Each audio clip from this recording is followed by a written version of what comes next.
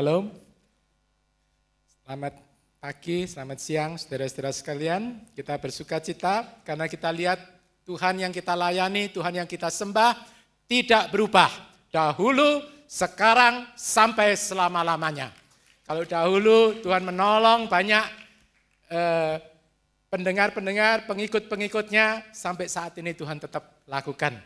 Yang perlu saudara-saudara, kita harus belajar menempatkan diri supaya kita berada di dalam jalan Tuhan.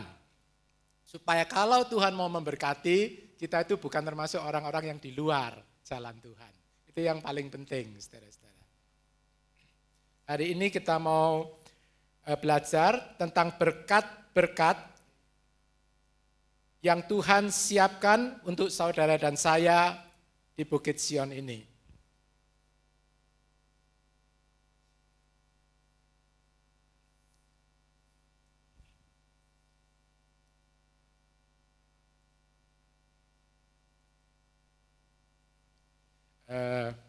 Saya sudah tayangkan ayat-ayatnya, saya ambil dari Mazmur 41, saudara-saudara.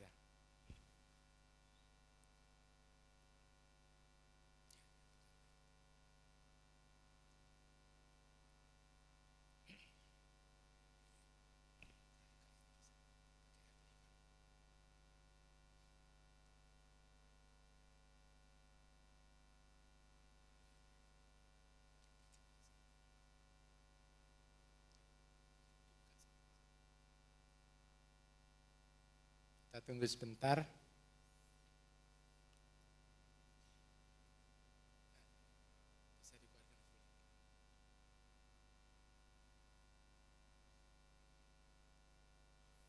Jadi kesaksian Bu Sitas saya percaya bukan kebetulan, saudara-saudara. Dan kita percaya kalau Tuhan sudah memulai sesuatu yang baik, Tuhan akan terus melanjutkannya sampai pada kepenuhan atau kesempurnaannya. Jadi nanti tinggal giliran saudara-saudara semua, kita semua untuk menerima mujizat-mujizat, pertolongan-pertolongan dari Tuhan. Dan saya percaya sudah banyak dari kita yang mengalami pertolongan Tuhan itu. Dan kadang-kadang kita tidak menyadari, sayangnya saudara-saudara. Berkat untuk umat Tuhan di Bukit Sion, Mazmur 41 ayat 2 sampai ke 4. Yang pertama kita baca bersama-sama saudara-saudara.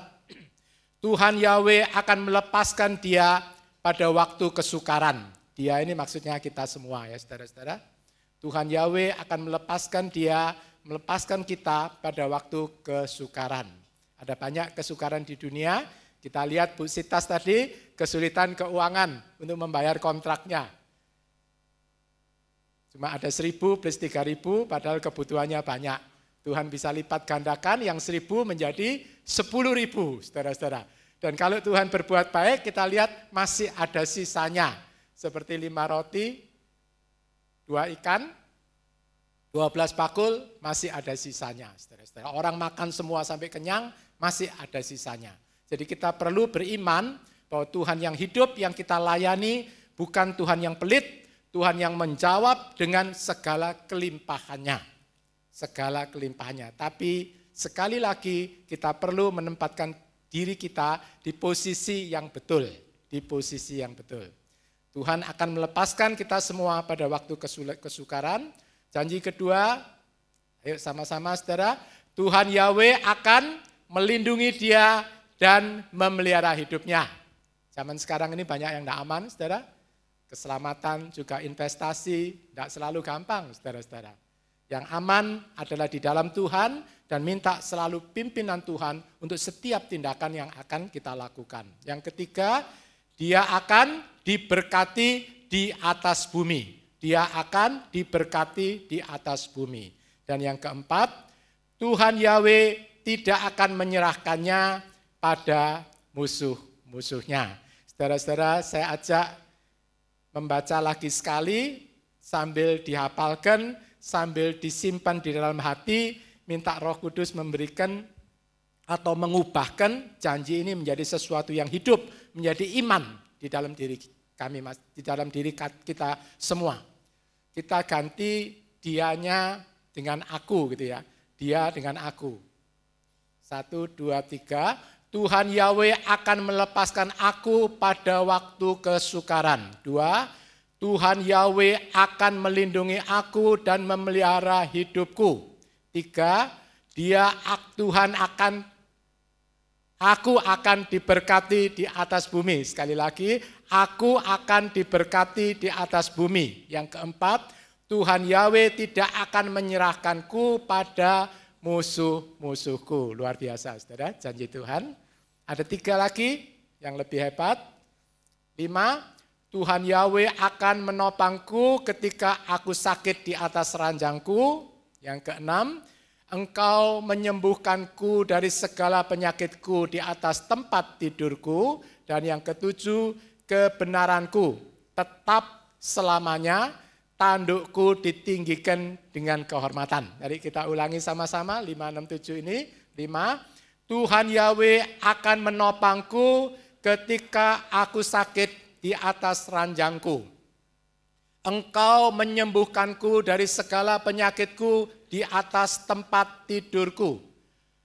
Kebenaranku tetap selamanya, tandukku ditinggikan dengan kehormatan.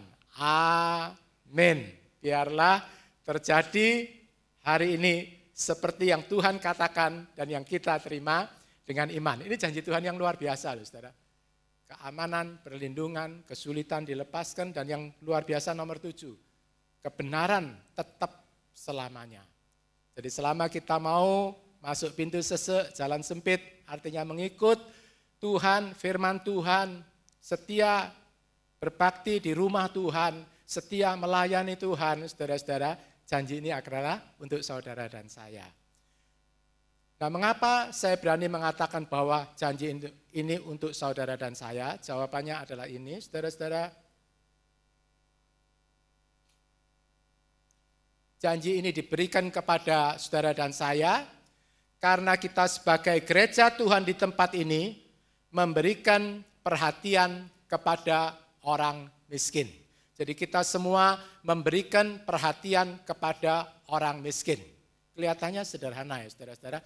Oh, mosok memberikan perhatian gitu aja kok luar biasa hasilnya. Ternyata tidak, saudara-saudara.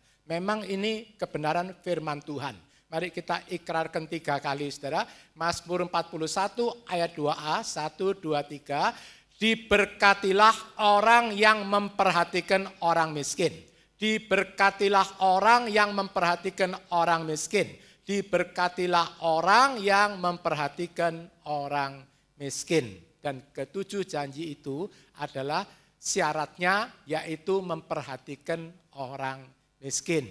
Jadi kita bersyukur, kita datang ke rumah ibadah di mana Tuhan bekerja dan mengarahkan hati hamba-hamba Tuhan di tempat ini untuk memperhatikan orang miskin.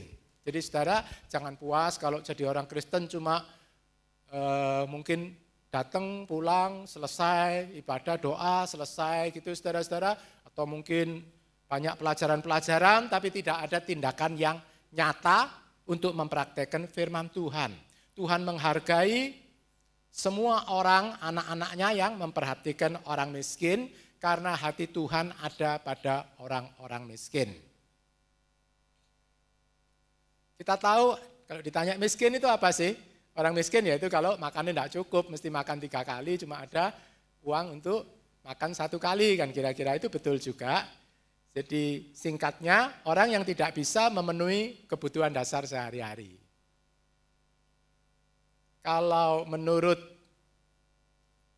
statistik dari World Bank tahun 2008, mereka teliti ternyata satu keluarga yang pengeluarannya kurang dari Rp15.172 per hari, itu termasuk golongan miskin.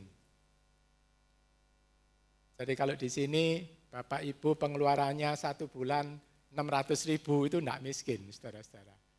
Kalau kurang dari ini 450.000 per bulan per keluarga itu dianggap miskin. Dan menurut penelitian mereka supaya bisa tetap hidup, keluarga ini harus terus-menerus ditopang. Dan menopang mereka Menurut penelitian mereka, itu tidak bisa membuat mereka menjadi berdiri sendiri, tapi nanti kalau kita tolong, nanti anaknya yang bisa bertumbuh sendiri, berdikari. Nah kalau di Indonesia, ternyata dipatok dengan Rp10.091 pengeluaran per hari. Kalau pengeluaran keluarga itu kurang dari 10.000, berarti 1 bulan kira-kira 300.000 patokannya. Jadi kalau saudara di Indonesia pengeluarannya bisa mengeluarkan uang 350.000 per bulan, per keluarga itu tidak dimasukkan miskin sebetulnya. Ya itu cuma data statistik aja saudara-saudara. Tapi kita tahu bahwa kemiskinan itu meliputi semua segi kehidupan manusia. Yang paling jelas yaitu tentu kemiskin soal sosial ekonomi atau keuangan. Sehingga orang tersebut harus dibantu di dalam pekerjaan, harus disupport di dalam sosial ekonomi. Ada lagi orang yang miskin kesehatan. Ekonominya cukup bahkan berlimpah, tapi terus-menerus digerogoti oleh sakit penyakit tidak sembuh-sembuh, saudara-saudara. Banyak uang kalau terus sakit ya tidak senang juga kan Bapak.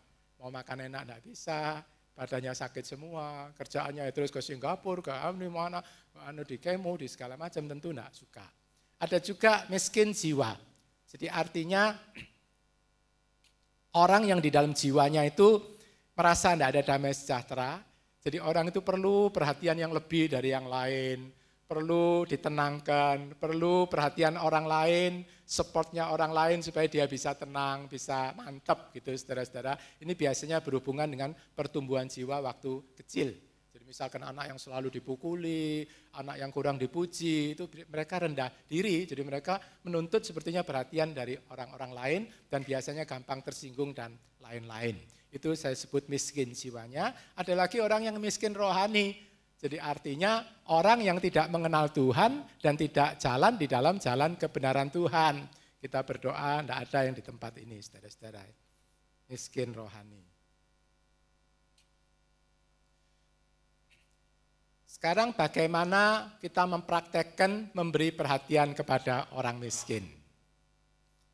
Saya ingin tekankan bahwa segala sesuatu, segala pelayanan yang kita lakukan adalah untuk Tuhan, dan itu harus dimulai dari hati kita yang benar di hadapan Tuhan.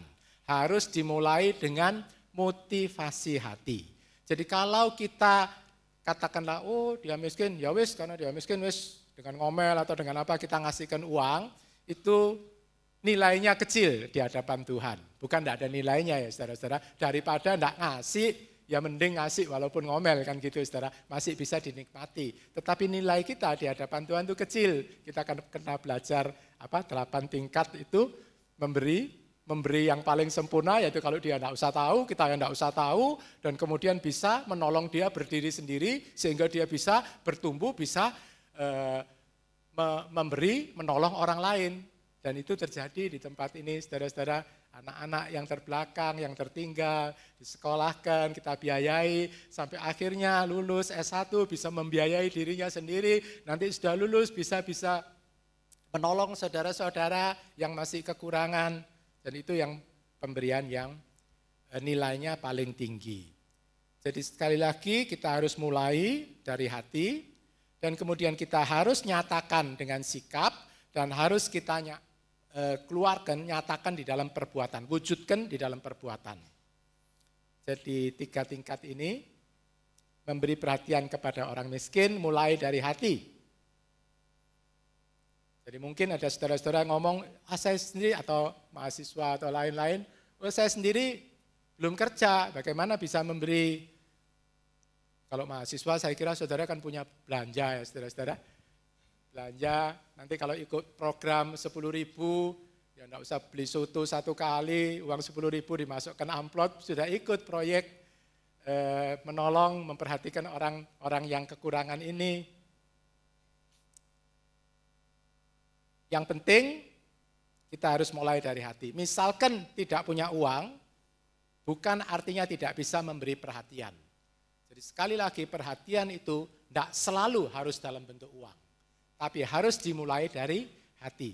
Jadi artinya setiap orang di sini bisa berdoa. Jadi kita harus mendoakan pelayanan kepada orang-orang yang membutuhkan ini. Itu yang pertama. Menyatakannya bagaimana? Kita menyatakan dengan sikap positif, jangan ngeritik, jangan ngomong negatif, jangan ngomeli, tapi kita menyokong, menopang, jangan bersikap acuh tak acuh, a priori atau apatis.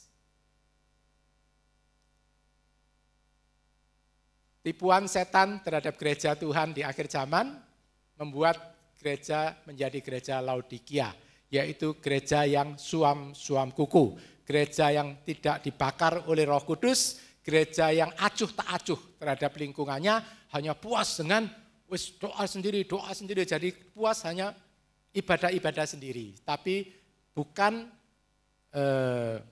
mengikuti hati Tuhan untuk menolong orang-orang yang berkekurangan. Dan kemudian sesudah hati betul, sikap betul, kita perlu wujudkan dengan memberikan waktu, memberikan tenaga, dan memberikan keuangan kita.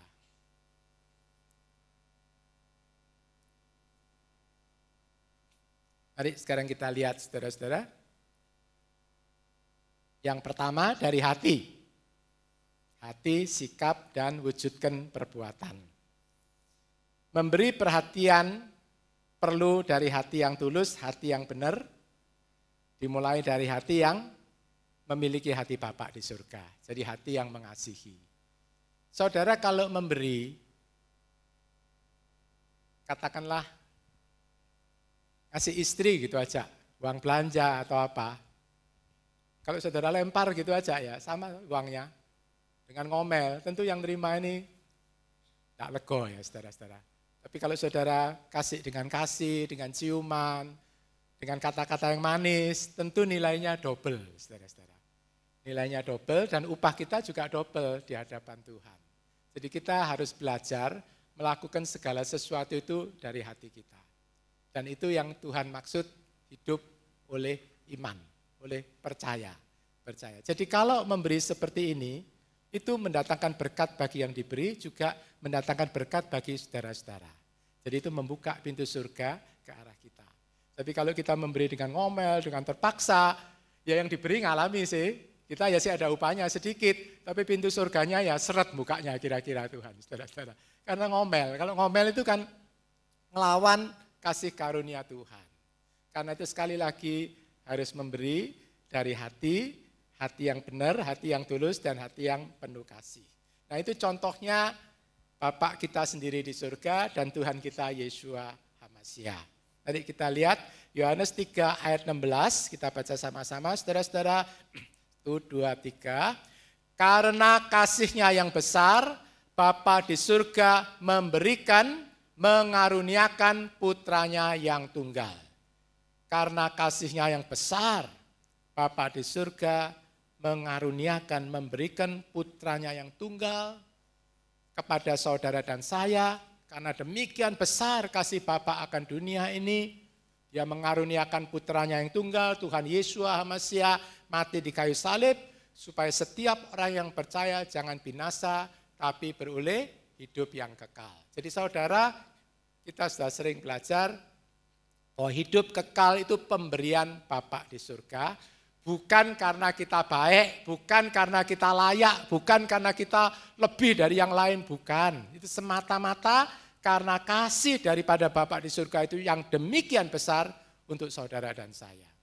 Kalau Bapak kita mempunyai kasih yang demikian besar, berapa besar saudara sebagai anak-anaknya harus mewujudkan kasih itu di dalam hidup kita. Ini yang perlu kita terus sadari. Contoh kedua, Tuhan Yeshua. Kita baca Markus 1 ayat 41, 2, 3.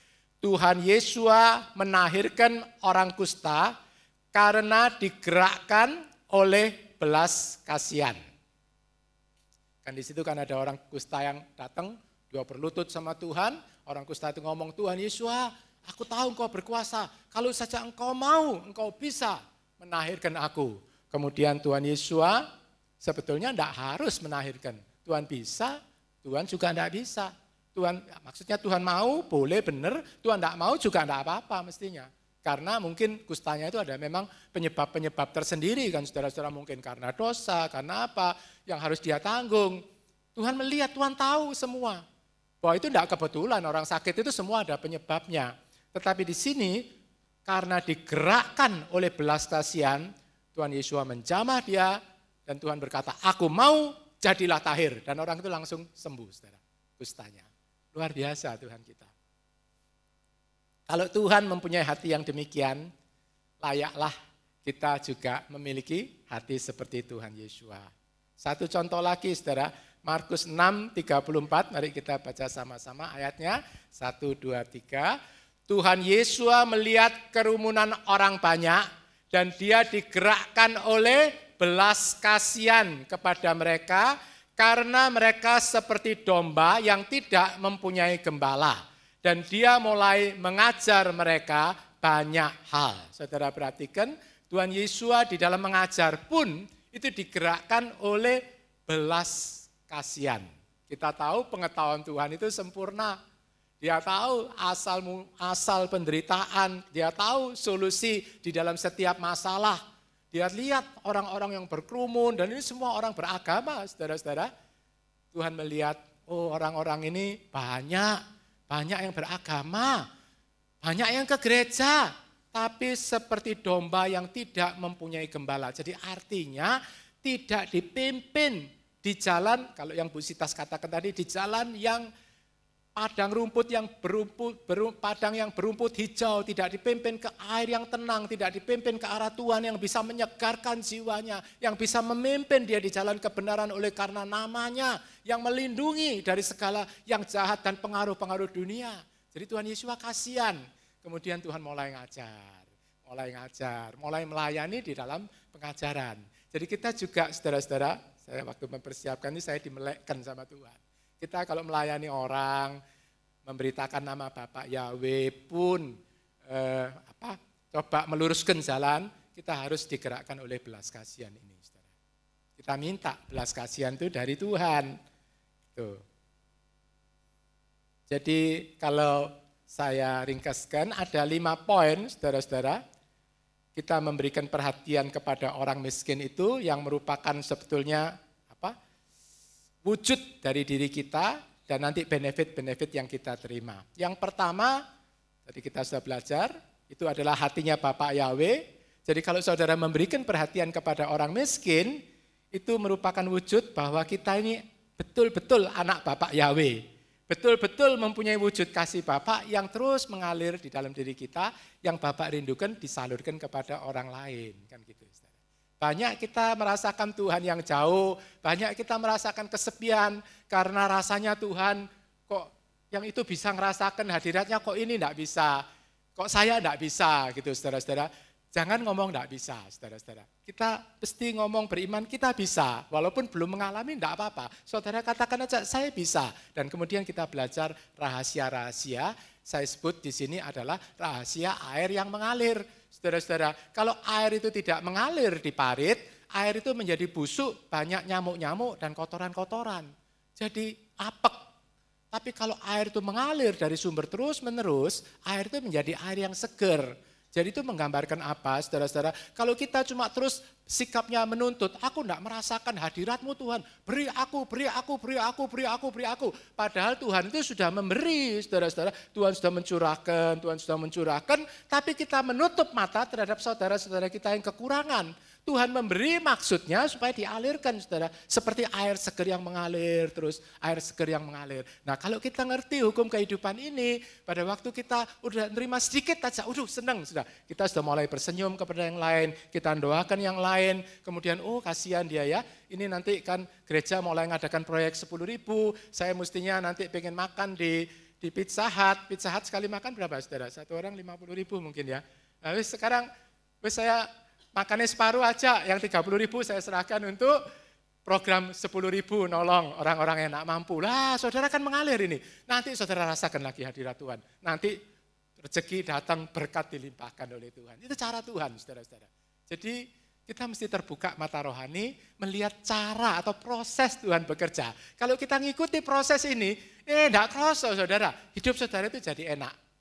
Yang enak bukan cuma saudara, yang lain juga enak, yang di sekitarnya juga senang, saudara-saudara. Tapi sekali lagi harus menempatkan dengan proses dan cara-cara Tuhan yang betul ya saudara. Nggak boleh punya motif-motif yang keliru. Ini luar biasa loh saudara. Jadi kalau kita memiliki kasih Bapa ini, wah itu sudah luar biasa. Dan ini akan menolong kita di dalam banyak masalah, baik dengan istri, suami, mertua, anak, menantu, dan lain-lain. Sumbernya mesti kasih Bapa. Yang kedua, tadi kita sudah baca di pekerjaan Tuhan Yesus, kalau memberikan perhatian kepada orang miskin, itu menunjukkan bahwa kita mempunyai hati yang seirama dengan hatinya Tuhan Yesus. Kita akan sering sudah belajar, kita ini tugas sebagai anak-anak Tuhan, kita harus mempunyai pikiran perasaannya Tuhan Yesus. Atau kalau di dalam bidang fisik itu, kita frekuensinya itu mesti sama frekuensinya Tuhan. Kalau pemancarnya Tuhan 100, ya kita 100,7 FM, ya kita 100,7 FM, kan gitu saudara. Supaya kita bisa dengar suara Tuhan, kita bisa terima berkat Tuhan. Kalau kita hidup keras kepala menurut maunya sendiri, tidak seirama, Tuhan ngomong kita tidak dengar. Dan kita condong untuk nyalahkan Tuhan, nyalahkan orang, maunya sendiri keras. Tidak enak hidup seperti itu saudara-saudara. Kalau hidup menurut aliran Tuhan itu enak. Kan irama Tuhan itu paling indah. Irama Tuhan itu paling indah, saudara-saudara. Dan kalau kita dua ini sudah kita miliki, hasilnya kita tidak akan jemu-jemu berbuat baik. Atau di dalam 1 Titus disebut penggiat perbuatan baik. Penggiat perbuatan baik. Dan tadi ada yang menambahkan juga, kalau memberikan perhatian kepada orang miskin itu seperti memiutangi Tuhan, katanya saudara-saudara. Jadi kita perlu sekali lagi punya hati Bapa, kita perlu punya pikiran perasaan Tuhan Yesus. Dan saya rasa kita perlu berhenti dulu belajar.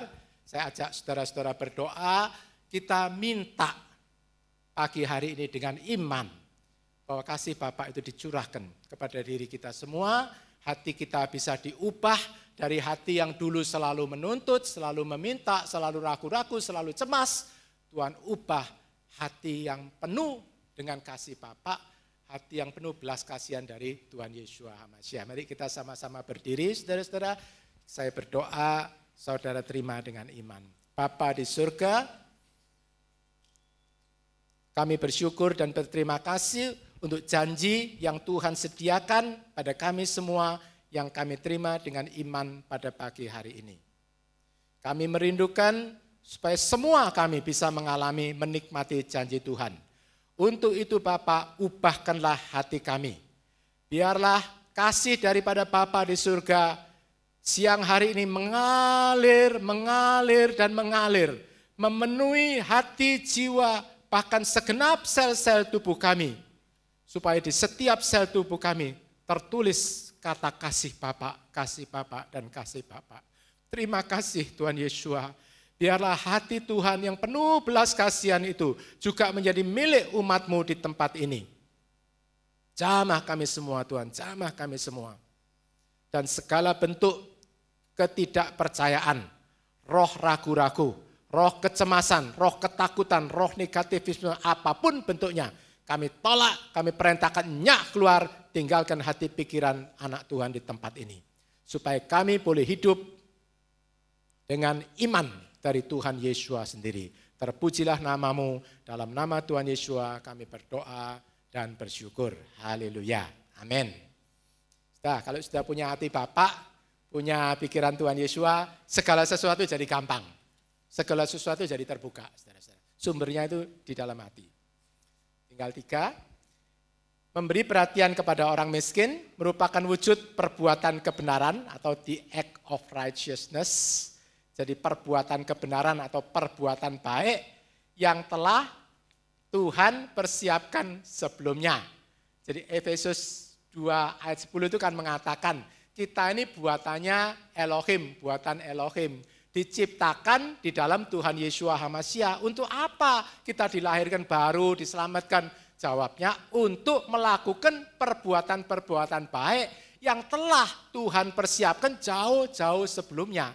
Jadi jauh sebelum saudara ke sini, Tuhan itu sudah punya blueprint. Ini nanti Bapak ini datang ke sini, ini nanti tugasnya ini tugasnya ini. Semua melakukan perbuatan-perbuatan baik untuk memuliakan Tuhan. Dan salah satu aspek yang penting hari ini kita belajar memberi perhatian kepada orang miskin. Kemudian yang keempat, memperhatikan orang miskin, saudara-saudara, itu sebetulnya mempunyai manfaat yang besar sekali bagi kita semua, mempersiapkan kita masuk dalam perjamuan pernikahan anak domba dengan aman. Saya tambahkan dengan aman, karena di dalam Injil Matius ada orang yang sudah diundang dan masuk di dalam perjamuan anak domba, kemudian diusir kembali oleh Tuhan Yesus. Jawabannya saudara ingat, karena apa? Karena tidak pakai pakaian pesta. Saya bacakan aja kalau mungkin saudara lupa, Matius 22, ayat 11 sampai 14. Dan raja itu ketika datang menyaksikan mereka yang duduk makan di situ, ia melihat seorang yang tidak mengenakan pakaian pesta pernikahan. Dan dia berkata kepadanya, "Hai teman, bagaimana engkau masuk ke sini tanpa mengenakan pakaian pesta pernikahan?" Namun dia terdiam. Kemudian raja itu berkata kepada para pelayannya yang mengikat kaki dan tangannya, "Angkatlah dia dan campakkanlah ke dalam kegelapan yang di luar.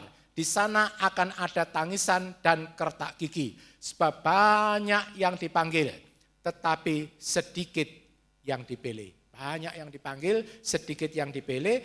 Masalahnya dia datang, sudah diundang dan dia sudah taat kepada undangan. Jadi saya percaya ini sudah menggambarkan orang Kristen yang percaya Tuhan Yesus, sudah menantikan kedatangan Tuhan, kan kita sudah tahu ada pesta anak domba, dan bahkan sudah masuk, sama diundang masuk. Tapi karena tidak mengadakan persiapan, tidak pakai pakaian pesta, diusir sama Tuhan. Ya, saya berdoa supaya tidak ada yang mengalami itu, karena itu kita perlu belajar. Belajarnya kita tanya apa artinya pakaian pesta, itu yang penting kan saudara, apa artinya pakaian pesta? Itu dibukakan di dalam kitab Wahyu pasal 19 ayat 6 sampai 8. Ayat 6b. Saya bacakan, "Haleluya. Sebab Tuhan Yahweh Elohim penguasa semesta memerintah. Marilah kita bersukacita dan marilah kita bersukaria. Dan marilah kita memberikan kemuliaan kepadanya. Sebab pesta perkawinan anak domba telah tiba, dan mempelai wanitanya," itu saudara dan saya, mempelai wanitanya telah mempersiapkan dirinya. Dan kepadanya dikaruniakan agar memakai kain lenan yang halus, bersih, dan bercahaya. Karena kain lenan yang halus adalah perbuatan-perbuatan yang benar dari orang-orang kudus. Jadi pakaian pesta ini saudara adalah perbuatan-perbuatan yang benar dari saudara dan saya di dalam memperhatikan orang miskin. Jadi saudara memperhatikan orang miskin itu seperti kita memakai pakaian pesta. Minggu lalu kalau saudara ingat diajar dari 1 Timotius, surat Timotius oleh Pak Loki, perbuatan kebaikan kita itu, dandanan kita itu, manusia roh kita itu dari merupakan perbuatan baik ini, menolong orang miskin merupakan perhiasan bagi manusia rohani kita. Karena itu bagi orang Kristen kan diajar jangan cuma berdandan luarnya, nanti luarnya sekolah macam, model terakhir, tapi rohnya, tubuh rohnya telanjang, di hadapan Tuhan tidak baik. Kita harus mendandani diri manusia roh ini dengan perbuatan-perbuatan baik, yaitu memperhatikan orang miskin. Jadi kita lihat keuntungannya besar, saudara-saudara. Keuntungannya besar. Itu apa yang kita lakukan, itu mempersiapkan kita untuk masuk ke perjamuan. Nanti kalau Tuhan datang, Tuhan kan sudah makin hari makin dekat, saudara datang. Kita kalau diundang, masuk. Dan Tuhan mengatakan, "Sapaslah, hai hambaku yang setia, engkau sudah mempersiapkan diri, engkau sudah pakai pakaian lenan yang putih, bersih, dan cemerlang." Perbuatan-perbuatan kebenaran dari orang-orang kudus. Jadi artinya pada waktu kita memberikan perhatian kepada orang miskin, menurut rencana yang sudah Bapak persiapkan sebelumnya, itu kita pakai baju pesta itu, saudara-saudara, luar biasa. Dan yang terakhir, memperhatikan orang miskin merupakan perbuatan yang menyertai kita sesudah mati. Wahyu pasal 14-13, saya tidak akan komentar. Ini selalu dibacakan kalau kita ke adiasa atau ke kematian. Saya ulangi aja, 14b, berbahagialah orang yang mati di dalam Tuhan. Mulai dari sekarang, benarlah roh itu berkata bahwa mereka dapat beristirahat dari jerih lelah mereka dan perbuatan-perbuatan mereka ikut bersama mereka. Jadi saudara mungkin mahasiswa korban tidak ke Pizza Hut sekali 30.000, saudara kalau pakai makan Pizza Hut habis sudah lupa, nanti malam aja sudah lupa, lapar lagi saudara, besok kepengen lagi. Tapi kalau sekarang 30.000, 20.000 dikorbankan untuk menolong orang yang tidak mampu, 30.000 ini menyertai terus saudara.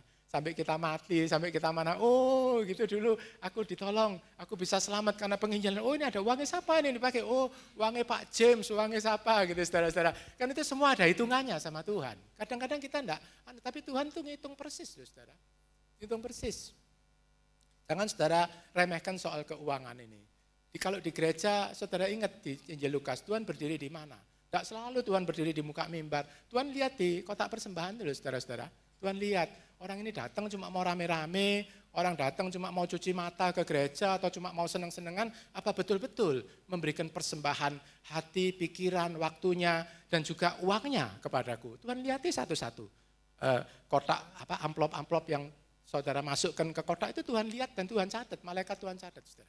Jadi saya anjurkan semua yang sudah bekerja, kecuali waktu, hati, tenaga, wujudkan di dalam keuangan. Uang itu sangat penting, saudara-saudara. Karena Tuhan kan ngomong di mana uangmu berada, di situ hatimu berada, gitu, saudara. Jadi kita mulai tertibkan diri kita supaya hati kita ini tidak dikuasai mamon dunia, roh dunia, macam-macam kesenangan. Tuhan bisa lindungi itu semua dan dengan cara kita mempersembahkan persembahan kepada Tuhan. Dan di sini perbuatan itu menyertai kita sampai akhir hidup kita atau artinya sampai kekekalan. Jadi saya selalu mengingatkan jemaat, saudara, tidak ada investasi yang terbaik dengan nilai yang paling tinggi dibanding investasi di dalam kerajaan surga. Investasi di kerajaan surga menghasilkan banyak hal dan sampai kepada kekekalan. Jadi artinya uang itu kalau kita tidak investasikan dia akan hilang. Saudara pakai apa saja, beli mobil, beli rumah mewah, apa segala macam, akhirnya pada waktunya akan habis. Tapi kalau kita investasikan di dalam kerajaan surga, bukan artinya tidak boleh beli mobil bagus, boleh saja. Nanti saudara akan mengalami bahwa Tuhan bisa memberikan bunga baik di hidup ini, baik di dalam kekekalan. Jadi itu yang saya katakan luar biasa, yang tidak bisa dibuat oleh orang dunia. Dan sebagai penutup, saudara kita bersyukur berjemaat di tempat ini, yang sudah mempraktekkan firman Tuhan ini. Ada panti asuhan, anak-anak yang terbelakang, terbuang. Dulu ada anak-anak dari Ambon itu saya ingat mungkin 10 tahun lalu atau berapa, waktu dibantai di sana karena ada yang terdampar di Surabaya. Itu kita separuh kalau tidak salah, kita asuh, saudara. Kemudian pelayanan kasih, itu rumah singgah untuk anak-anak yang di jembatan-jembatan terbuang, di kuburan-kuburan, itu ada rumah singgah untuk mendidik mereka, memberi mereka makan, mungkin saudara yang baru tidak kenal ya, tapi itu yang kita lakukan, juga kaum adulam, jadi artinya orang-orang yang terganggu seksualitas, pikirannya tidak benar, homoseks dan lain-lain itu saudara, tunanetra, juga gadara itu orang yang sakit jiwa dan lain-lain, itu tadi nanti di situ ada mau dibikinkan rumah sama Pak Loki, sama saudara-saudara maksudnya, dan juga ada sekolah misi, di Waru itu untuk penginjil-penginjil supaya memberi makanan rohani dan Tuhan memberikan hikmat untuk program 10.000.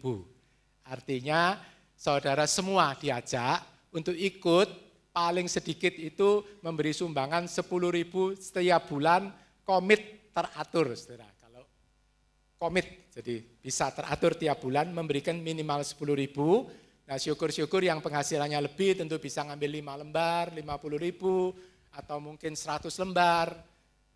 Berapa kalau 100 lembar itu? Sejuta ya? 10.000 ya sejuta. Nah, saudara menurut kemampuan doa, komitmen, saya ingin tambahkan, mungkin saudara sudah pernah bantu di proyek-proyek lain, saudara. Tapi kalau di sini, uang saudara 10.000 itu akan sampai kepada anak miskin 10.000.